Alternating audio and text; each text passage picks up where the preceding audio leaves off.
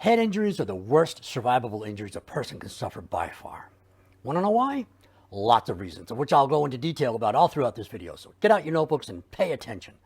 And by the way, I'm not talking about the axe sticking out of your skull type of head injury. I'm talking about a brain injury. And while an axe sticking out of your head can certainly cause a brain injury, I'm talking about what's called closed head injuries. Bloodless head injuries caused through no fault of your own, like hitting your head on the window pillar of a car when you get T-boned at an intersection, your brain getting sloshed around inside your cranium when you get rear-ended at a stoplight, slamming your head on the floor when slipping on a puddle of Mountain Dew in a grocery store. Those head injuries. Hi, I'm Dave Buckley, and I'm a personal injury attorney. Why are they the worst? Well, aside from the fact that this injury was thrust into your life by the negligence of someone else and now you have to deal with the fallout, head injuries, and even seemingly mild ones, can change the neurochemistry of your brain. These injuries can change how the brain functions, either temporarily or permanently. And even when it's temporary, temporary is usually defined in years. These injuries can change the physical structure of the brain. Even microscopic functional or structural changes in the brain can fundamentally alter who you are as a person. And it's almost always not for the better. Head injuries can change your personality, alter your temperament, affect your judgment. These changes cost people their friendships and marriages and careers. I had a client once who was a computer software engineer, very smart, highly regarded. He could do complex mathematics in his head. But then he suffered a head injury in a car crash, and he couldn't do math without the use of a calculator after that, which caused him to be very frustrated and caused him to be very angry with everybody all the time. Everyone who knew him would tell you that he wasn't the same person after the crash. And he started getting bad performance reviews at work, and he wound up taking an early retirement, and he wound up getting divorced. Head injuries flat out ruin lives. Now, I'm not saying breaking your leg isn't debilitating. I'm not saying a herniated disc isn't a big deal. They are, and they come with their own challenges. But with those injuries, you're dealing with physical pain. And you are, by all appearances to other people, dealing with a disability that is obvious, and you're treated accordingly, especially by the medical community. But with head injuries, not so much. Why? Well, for the most part, they're invisible. They are, by definition, a closed head injury. No one's looking at you and saying, oh my God, we have to get you to the hospital. No, you look fine. There's no obvious injury. And aside from headaches, they're relatively painless. So unless the person with the head injury is aware enough to know that something is off about themselves, and they usually don't, they're not going to get prompt medical care. And that's the problem. All injuries, no matter what they are, require prompt examination, diagnosis, and a treatment plan. Primarily because you want to give yourself the best opportunity for recovery, but secondarily, if someone else is the cause of your harm, you need evidence to support that causation in order to make a claim against them. That you were hurt by the fault of someone else, that required prompt care and follow-up treatment, all of which is supported by a concise and clear medical record. But closed head injuries are not immediately apparent. They tend not to be treated at all. And when you leave a head injury unexamined and undiagnosed, this can lead to a significant, if not long-term or lifetime, harm to a person's physical health and emotional well-being, as well as having a ripple effect on the people in that person's life. This also poses a problem for the personal injury attorney trying to make a claim for the brain-injured person. Delays in diagnosis and getting treatment is often a case killer. The insurance company will say, it's been 6 months since the crash. How do we know something else hasn't happened in the meantime? So when it comes to diagnosing and treating head injuries, prompt and accurate imaging is crucial to prevent long-term harm. It's also crucial to connect the injury to the negligence of the person causing the harm so that a case can be made against them and for that person to receive fair value for the harm caused. Here's what you need to know. Most likely it's someone other than the person with the head injury who recognizes that something is wrong. They're emotional, they're irritable, they're sensitive to light, they're nauseous, and if you suspect someone has a head injury, certainly do all you can to get them medical treatment. But short of that, I should say, Google ACE concussion test. ACE, A-C-E. ACE stands for Acute Concussion Evaluation.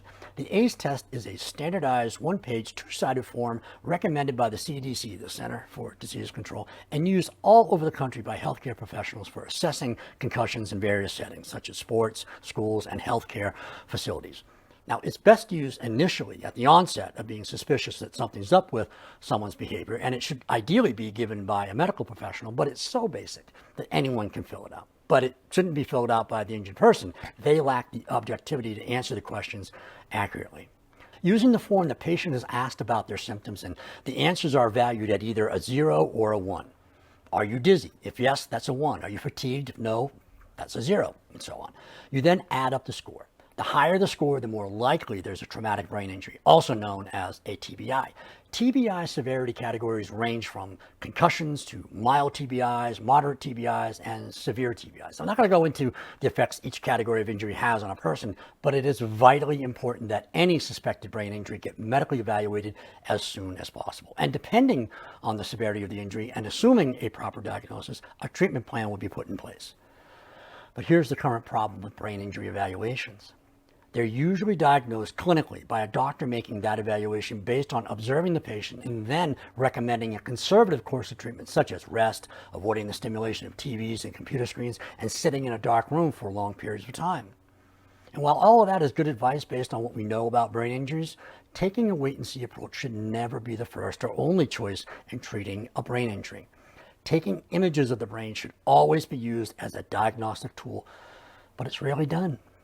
Think about this. A doctor isn't going to guess you have a broken leg. They're going to order an x-ray to confirm it. Imaging the injured brain should be no different. How are you going to know what's wrong unless you look? Now, that's not saying that imaging isn't done at all. Oftentimes, x-rays or CT scans might be taken in emergent situations, such as right after a crash and someone's brought to the ED by ambulance.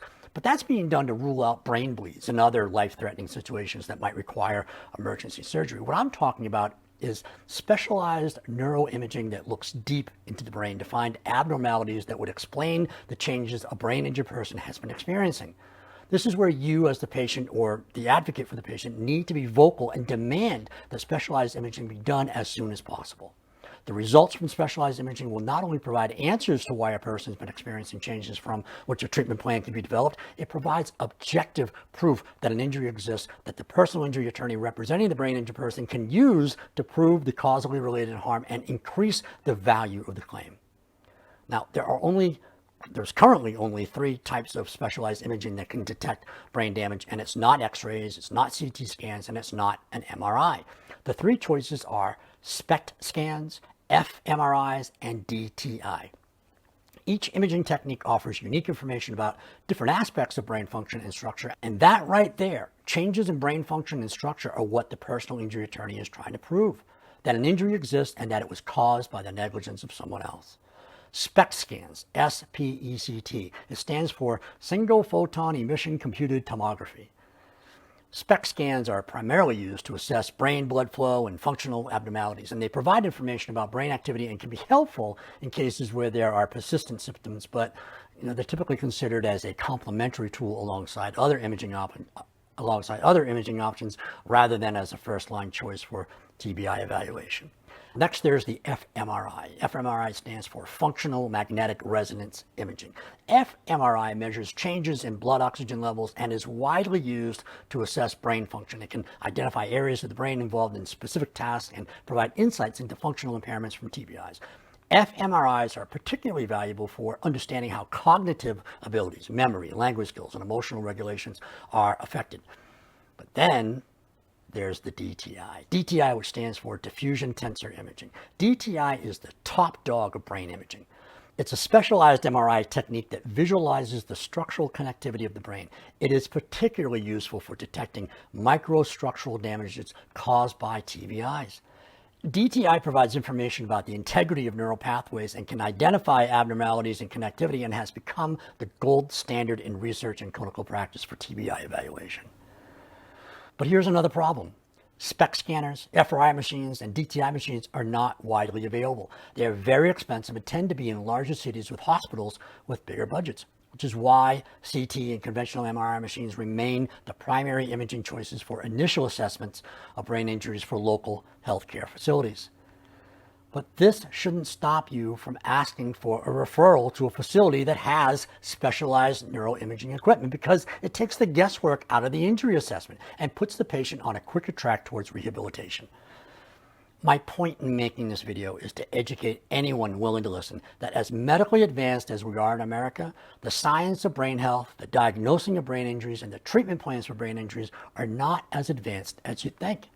And because objective medical determinations of brain injuries are not being diagnosed quickly with the use of neuroimaging, it's affecting the quality of life of the affected person and their loved ones and depriving their liability case of the evidence needed to support the claim of long-term harm, thereby depriving them of the financial justice of which they are so deserving.